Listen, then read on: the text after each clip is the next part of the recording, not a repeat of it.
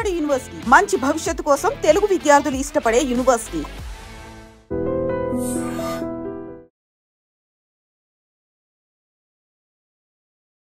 Hello aspirants, మీరు ఎంతో ఫిజికల్గా అండ్ మెంటల్గా చాలా స్ట్రెస్ తీసుకొని at the same time books పట్టుకొని ఎన్నో ఏళ్ళ నుంచి చదువుతూ ఉన్నారు. బట్ ఎస్ఐ పోస్ట్ కానీ లేకపోతే ఒక కానిస్టేబుల్ పోస్ట్లో జాబ్ రావడానికి ఎంత కష్టాలు పడతారో తెలిసిందే.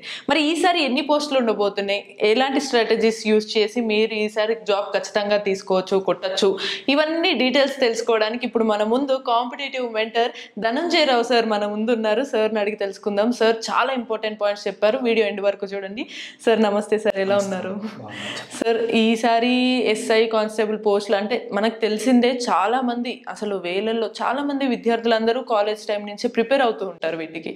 ఈసారి ఎన్ని పోస్టులు పడే ఛాన్సెస్ ఉంటాయి అంటున్నారు సార్? ఇటీవల తెలంగాణ రాష్ట్ర సీఎం రేవంత్ రెడ్డి గారు అసెంబ్లీ సాక్షిగా 16,500 వరకు కానిస్టేబుల్స్ అని, సుమారుగా 950 వరకు సబ్ ఇన్స్పెక్టర్స్ ఇస్తామని ప్రకటించారు.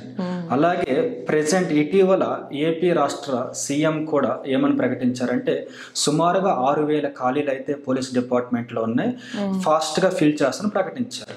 అయితే కాంపిటేటివ్ ఎగ్జామ్లో వచ్చేసరికినేమో కొద్దిగా త్వరగా సెటిల్ అవ్వాలంటే, ఒక యాస్పిరెంట్ త్వరగా జాబ్ తెచ్చుకోవాలనుకుంటే మనకి సబ్ ఇన్స్పెక్టర్, పోలీస్ కానిస్టేబుల్ ఒక వే చూపిస్తాయి.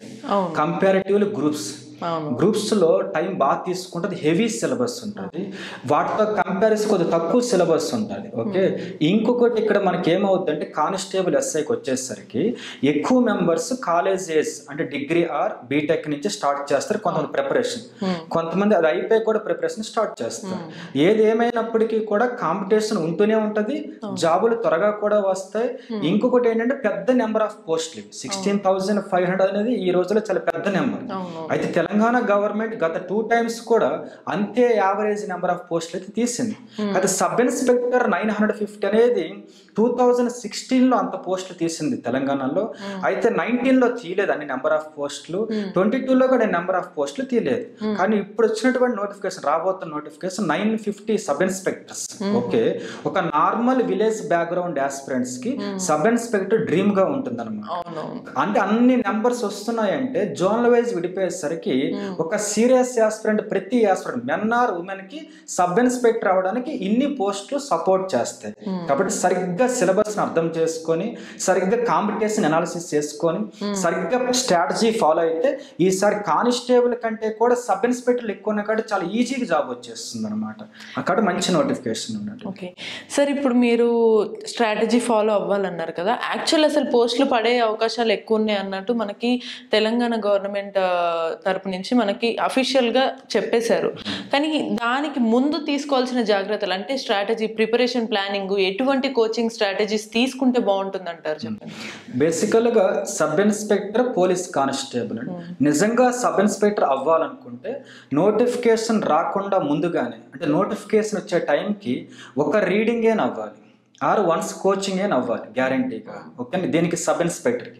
సో వన్స్ కోచింగ్ అయ్యి రీడింగ్ అయితే నోటిఫికేషన్ వచ్చాక ప్రిలిమ్స్ ఎగ్జామ్కి 2-3 months గ్యాప్ వస్తుంది, మరొక రివిజన్ అవుతుంది, ప్రిలిమ్స్ అయిపోతుంది అనమాట. తర్వాత ఈవెంట్స్కి 2-3 months గ్యాప్ వస్తుంది, ఈవెంట్స్ తర్వాత మెయిన్స్కి 2-3 months గ్యాప్ వస్తుంది. ఈ 6 monthsలో మరొక 2 రివిజన్లు అవుతాయి. దాంతో మెయిన్స్ జాబ్ ఈజీగా వచ్చేస్తుంది అనమాట ఇప్పుడు సబ్ ఇన్స్పెక్టర్కి.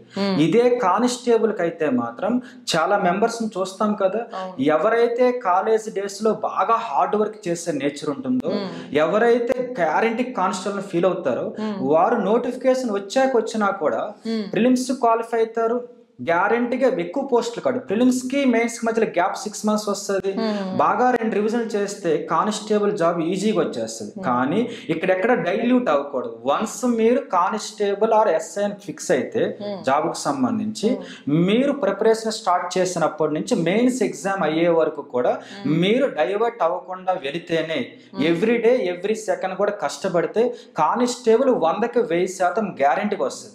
కానీ సబ్ ఇన్స్పెక్టర్కి మాత్రం నోటిఫికేషన్ నోటిఫికేషన్ ముందుగానే కొద్దిగా క్లారిటీ కన్ఫామ్గా ఉండాలి. Point number 1. రెండవది అయితే చాలా మంది ఎప్పటి నుంచో ప్రిపేర్ అవుతారు కానీ సబ్ ఇన్స్పెక్టర్లు రావు.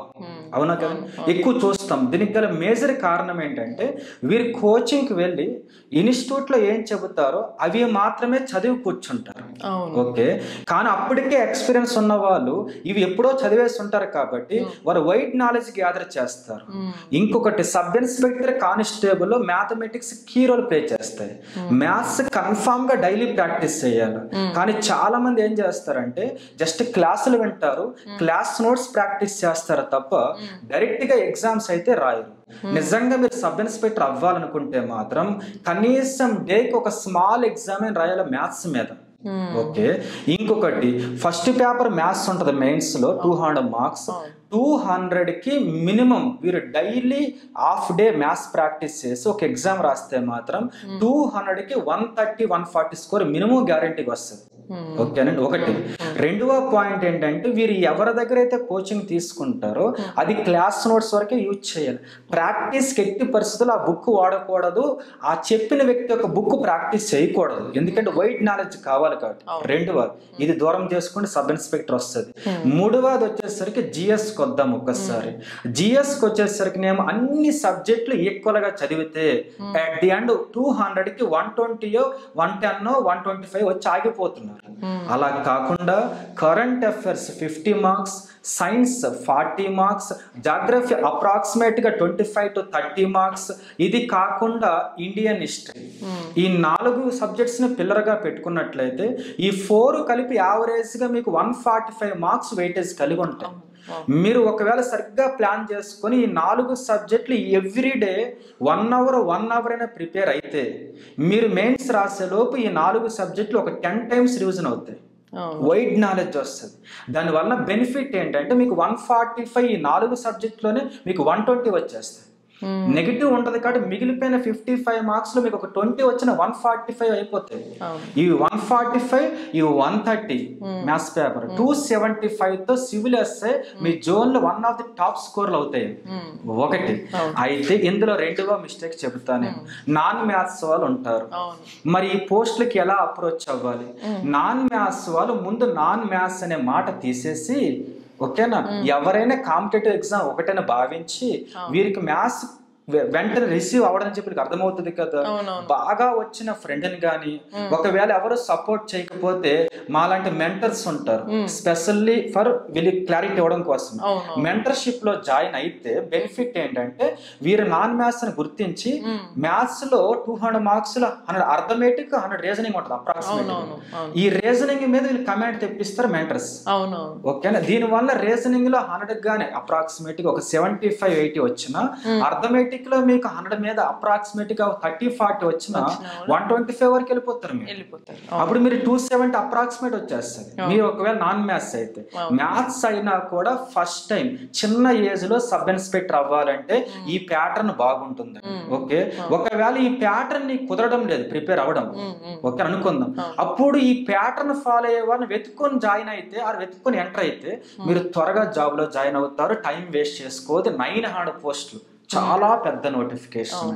ఓకే సార్, ఇది మనం ఎలాగో ఎపిసోడ్స్ వైజ్ గా చెప్తున్నాం, సో క్లియర్ గా ఆస్పిరెంట్స్ అందరికి డీటెయిల్స్ ఇస్తున్నాం. నెక్స్ట్ ఒక క్వశ్చన్ ఏంటంటే ఎవరు ఏ మిస్టేక్స్ చేయకూడదు, ఇప్పుడు ఏమేమి జాగ్రత్తలు తీసుకోవాలి షెడ్యూల్ చెప్పారు, చేయకూడని మిస్టేక్స్ ఏంటి అనేది సార్ చెప్పే కన్నా ముందు మీకు నెక్స్ట్ వీడియోలో అంటే ఇవన్నీ కూడా మనం సిరీస్ వైజ్గా కూడా మనకి ప్రతి వీడియోలో చాలా ఇంపార్టెంట్ డీటెయిల్స్ అనేవి చెప్తారనమాట. మనకి గవర్నమెంట్ అఫీషియల్గా 900+ పోస్టులని ఎస్ఐ కానిస్టేబుల్ పోస్టులు మనకి విడుదల చేయడము, దీనికి సంబంధించి పోస్ట్ పడకముందు పడిన తర్వాత మెయిన్స్ వరకు మీకు జాబ్ వచ్చే వరకు ఎటువంటి స్ట్రాటజీస్ ప్లాన్స్ ఫాలో అవ్వాలి, ఏవి ఫాలో అవ్వకూడదు, ఎటువంటి మిస్టేక్స్ చేయకూడదు, ఇవన్నీ క్లియర్గా డీటెయిల్డ్గా మనకు ప్రతి ఎపిసోడ్లో చెప్తారు. సో మరి ఈ డీటెయిల్స్ కోసం మీకు ప్రతిదీ అన్ని డీటెయిల్స్ తెలియాలంటే మన ఛానల్ ఎపిసోడ్స్ అన్నిటిని కూడా ఫాలో అవ్వండి. ధనుంజయ రావు సార్ చాలా డీటెయిల్డ్గా ఆథెంటిక్ ఇన్ఫర్మేషన్ మనకి ఇస్తున్నారు.